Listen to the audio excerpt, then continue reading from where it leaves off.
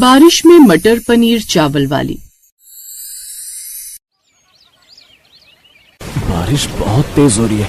अगर सही समय पर घर नहीं पहुंचा तो सारे दाल चावल खराब हो जाएंगे और भीगने से तबीयत खराब होगी वो अलग। इतना बोलकर राजू अब अपने ठेले को लिए जल्दी जल्दी अपने कदम बढ़ा रहा था। थोड़ी देर में वो घर आ जाता है और अपने ठेले से दाल चावल का भगोना तुरंत घर के अंदर करता है।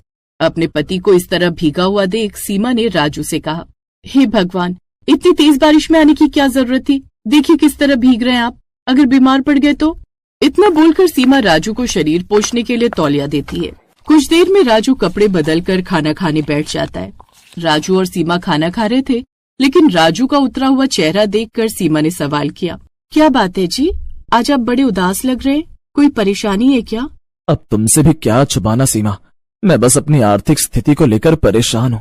देखो ना, दाल चावल ठीक से बिक नहीं रहे, जिस कारण ना मैं तुम्हारा ख्याल रख पा रहा और ना ही इस दुनिया में आने वाले हमारे बच्चे का। आप फिक्र क्यों करते हैं जी, जो होगा अच्छा होगा। वैसे भी भगवान के घर देर है अंधेर नहीं।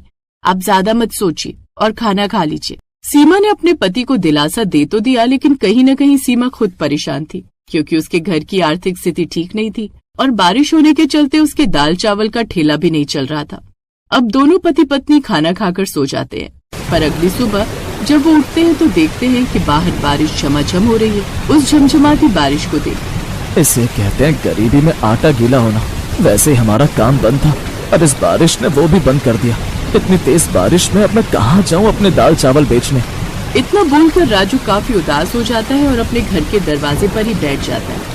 तभी पीछे से सीमा आती है और उसके कंधे पर हाथ रखकर कहती है, कभी कभी बारिश का आना भी अच्छा संकेत होता है, इसलिए आप ज्यादा निराश मत होइए। वैसे आज बारिश का मौसम है और आप घर में भी हैं।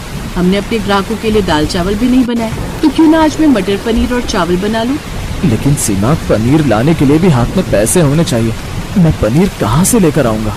कल रात का दूध फट गया था और उस दूध से ही मैंने पनीर बना लिया है। और रही मटर की बात, वो तो अपने पीछे वाले खेत में ही है। सीमा की बात सुनकर राजू उसकी तरफ देखता है और हल्की सी मुस्कान देता है, जिसके बाद सीमा फटे हुए दूध से पनीर बनाती है और अपने घर के पीछे से मटर तोड़कर उसे साफ कर मटर पनीर और चावल बना लेती है। जैसे ही मटर पनीर चावल बनते हैं, वैसे ही सीमा के घर के आगे एक बड़ी सी गाड़ी आकर खड़ी हो जाती है और उसमें से एक आदमी निकलकर सीमा के घर का दरवाजा खटखटाता है। कोई है? राजू अब बाहर निकल कर आता है तो देखता है दरवाजे पर एक अमीर आदमी खड़ा है। जी, आप कौन? जी, मेरा नाम रौनक है और मैं इस गांव का नया कलेक्टर हूँ। आज ही अपनी फैमिली के साथ इस गांव में शिफ्ट हुआ। खाने को कहीं कुछ मिला नहीं, आपके घर के बाहर ठेला देखा तो सोचा आपके यहाँ खाने को जरूर कुछ मिलेगा, इसीलिए मैं यहाँ दरवाजा खटखटाते हुए आ गया। फिर तो आप बिल्कुल सही दरवाजे पर आए हैं साहब। वो क्या है ना, मैं दाल चावल का ठेला लगाता हूँ, वो भी सिर्फ 30 रुपए प्लेट रेट में, सस्ता और स्वाद में महंगा। लेकिन आज बारिश ज्यादा हो रही है, जिस कारण मैंने दाल चावल नहीं बनाए। राजू और रौनक दोनों आपस में बातें कर ही रहे थे कि तभी सीमा बाहर आती है और बाहर की सिचुएशन देख उन दोनों के बीच में बोलती है, आज हमने दाल चावल नहीं बनाए, लेकिन हमने मटर पनीर चावल जरूर बनाए हैं। अगर आप चाहें तो मैं आपके लिए पैक कर सकती। सीमा की बात सुनकर रौनक उसका जवाब सर को हाँ में हिला कर देता है, जिसके बाद सीमा मटर पनीर चावल पैक कर उस आदमी को पकड़ा देती है, जिस पर रौनक उन्हें 500 रुपए का नोट पकड़ाता है। अरे साहब, मेरे पास 500 का छुट्टा नहीं है। कोई बात नहीं, तुमने मेरी इतनी मदद की, इसीलिए इसे अपनी टिप समझकर रख लो। इतना बोलकर रौनक वहाँ से चला जाता है, तो वहीं राजू और सीमा उस 500 रुपए को देखकर खुश हो जाते हैं। अब अगले दिन जब राजू अपने दाल चावल का ठेला लेकर बाजार में जाता है, जहाँ आज भी उसकी बिक्री नहीं होती, तभी वहाँ रौनक आता है और राजू को एक सलाह देते हुए कहता है, भाई साहब, अगर आप मेरी माने तो आप दाल चावल को छोड़कर मटर पनीर चावल का ठेला लगाना शुरू करिए। आपकी पत्नी के हाथ में मटर पनीर चावल में जो स्वाद है वो इस दाल चावल में नहीं। अगर आप मटर पनीर चावल का ठेला लगाएंगे तो आपकी बिक्री काफी अच्छी होगी। रौनक की बात सुनकर अब जब राजू शाम को घर जाता है तो सारी बात अपनी पत्नी को बताता है। उस भाई साहब ने बिल्कुल सही कहा है, अगर हमने मटर पनीर चावल का ठेला लगाया तो हमारी बिक्री काफी अच्छी होगी। लेकिन सीमा, हमारे पास इतना पैसा नहीं कि हम पनीर ला सके, और तो और घर में दाल भी इतनी रखी हुई है।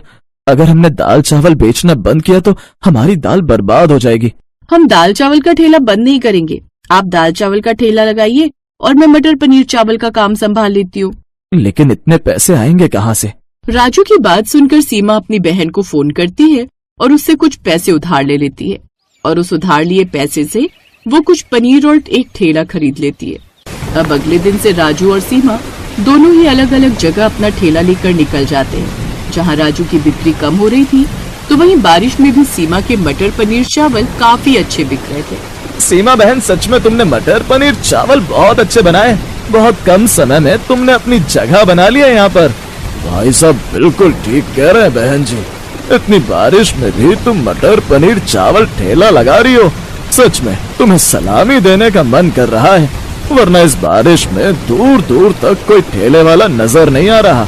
ग्राहकों की बात सुनकर सीमा के चेहरे पर मुस्कान आ जाती है। समय गुजरता है और बारिश में भी सीमा के मटर पनीर चावल अच्छे बिकने लगे। लेकिन सीमा के सामने बिरजू जो सब्जी पूरी का ठेला लगाता था, सीमा के ठेले के कारण उसका काम मंदा हो जाता है और ये सब देखकर बिरजू काफी गुस्से में आ जाता है। एक तो ये गर्भवती, ऊपर से बारिश में अपने मटर पनीर का ठेला लगा रही है।